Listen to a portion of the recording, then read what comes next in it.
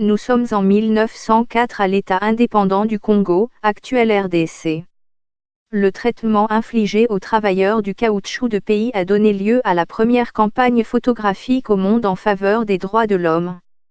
Dans cette collection, une photo particulière a provoqué un tollé en Europe, celle d'un homme, sur le bord d'une terrasse en bois, regardant deux objets vers le bas.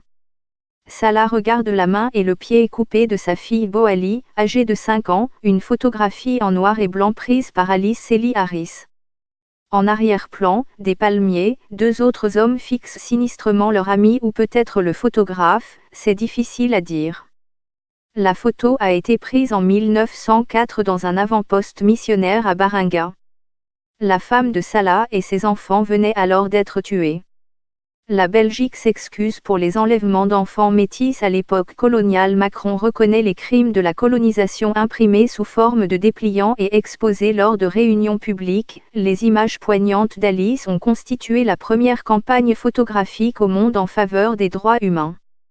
La pression publique qui en a résulté a finalement forcé le roi Léopold II de Belgique, cousin de la reine Victoria, à relâcher son emprise sur la colonie décrite dans le roman Au cœur des ténèbres.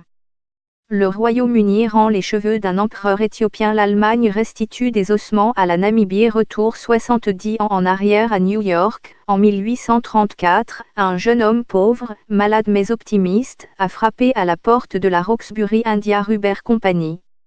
Charles Goodyear avait atterri en prison pour dette lorsque l'entreprise familiale de quincaillerie a fait faillite, mais il avait l'intention d'inventer un moyen de se sortir de ses difficultés financières.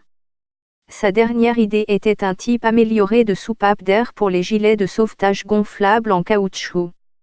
Malheureusement pour Goodyear, le directeur a adoré sa valve mais a avoué que son entreprise était au bord de la ruine. Il n'était pas seul. Partout aux États-Unis, les investisseurs avaient investi de l'argent dans cette nouvelle substance miraculeuse extensible, flexible, étanche à l'air et imperméable, mais tout allait terriblement mal. Que savez-vous sur les trésors pillés d'Afrique ? Un musée des civilisations noires à Dakar. Le caoutchouc était connu depuis longtemps en Amérique du Sud, et les Européens ont signalé pour la première fois son existence dans les années 1490 que les indigènes fabriquaient une sorte de cire à partir d'arbres qui donne du lait à la coupe. Ce lait était du latex. Il se trouve entre l'écorce intérieure et extérieure. Une partie du caoutchouc a fait son chemin vers l'Europe, mais surtout par curiosité. Dans les années 1700, un explorateur français a apporté le nom caoutchouc d'une langue locale. Il signifiait bois pleureur. Le scientifique Joseph Priestley a donné son nom commun quand il a remarqué qu'il effaçait les marques de crayon sur le papier. Dans les années 1820, une quantité croissante de caoutchouc était expédiée du Brésil vers le monde entier et transformée en manteaux, chapeaux, chaussures et gilets de sauvetage gonflables. Puis est arrivé un été très chaud, et les entrepreneurs ont regardé avec consternation leur stock fondre en une boue nauséabonde. Une fortune attendait celui qui pourrait inventer un moyen de faire en sorte que le caoutchouc résiste à la chaleur et au froid, qui le rendait cassant. C'est vrai, Goodyear n'avait aucune formation en chimie, et pas d'argent, mais pourquoi cela l'arrêterait-il ? La Côte d'Ivoire peine à exporter son caoutchouc pendant des années. Il traîna de ville en ville sa femme Clarissa et leur couvée grandissante, louant des maisons de plus en plus insalubres, mettant en gage leurs biens de moins en moins nombreux et accumulant les dettes. Quand Clarissa n'était pas en train de nourrir les enfants, Charles réquisitionnait ses casseroles pour mélanger le caoutchouc avec tout ce qui lui venait à l'esprit, magnésium, chaux, noir de carbone. Il finit par trouver la réponse, chauffer le caoutchouc avec du soufre. C'est un processus que nous appelons maintenant vulcanisation. Malheureusement pour le long martyre de Clarissa, cela a conduit son mari à emprunter encore plus d'argent pour des procès afin d'essayer de protéger ses brevets. Il est décédé en devant $200 000, environ 118 millions de FCFA. Mais la ténacité de Charles avait placé le caoutchouc au cœur même de l'économie industrielle. Il était dans les courroies, les tuyaux et les joints, utilisés pour sceller, isoler et absorber les chocs.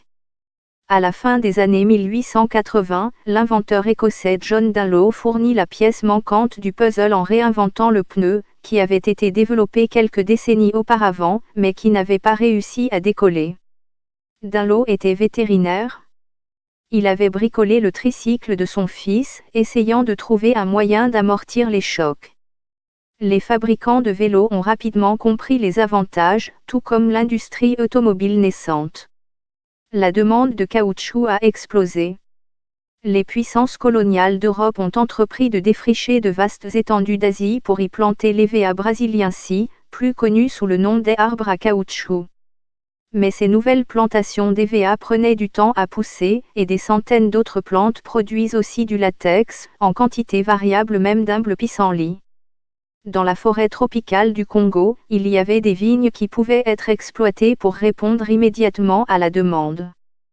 PSA va produire des véhicules en Algérie. Un Nigérian achète la voiture de Schwarzenegger en l'absence de scrupules. La réponse était d'une simplicité affligeante: envoyer des hommes armés dans un village, enlever les femmes et les enfants, et si leurs hommes n'ont pas rapporté assez de caoutchouc, couper une main ou tuer une famille.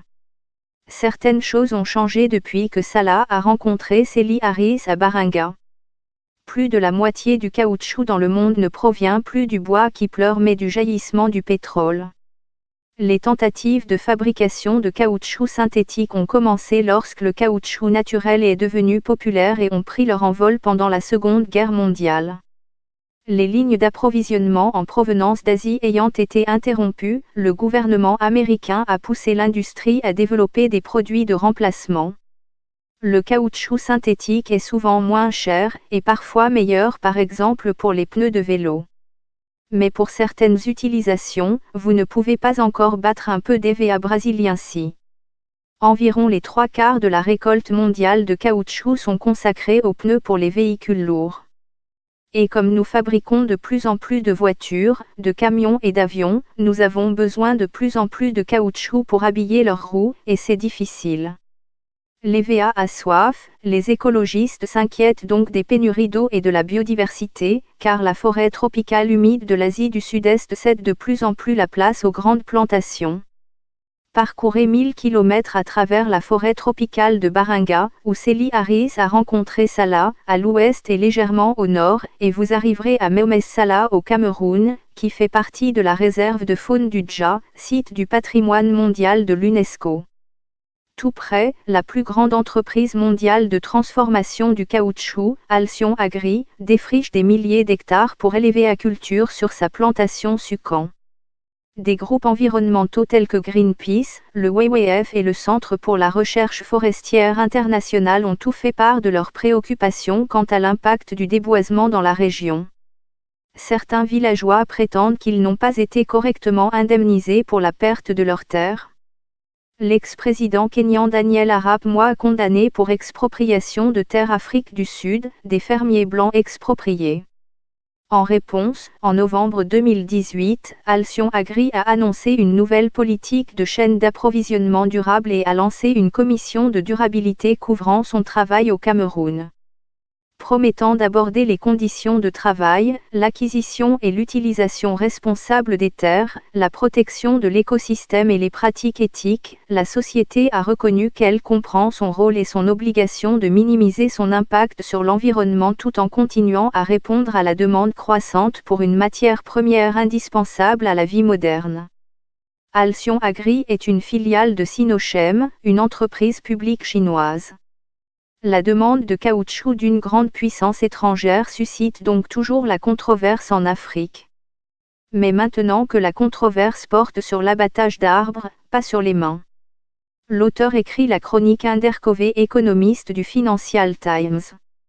50 choses qui ont façonné l'économie moderne est diffusée sur BBC World Service.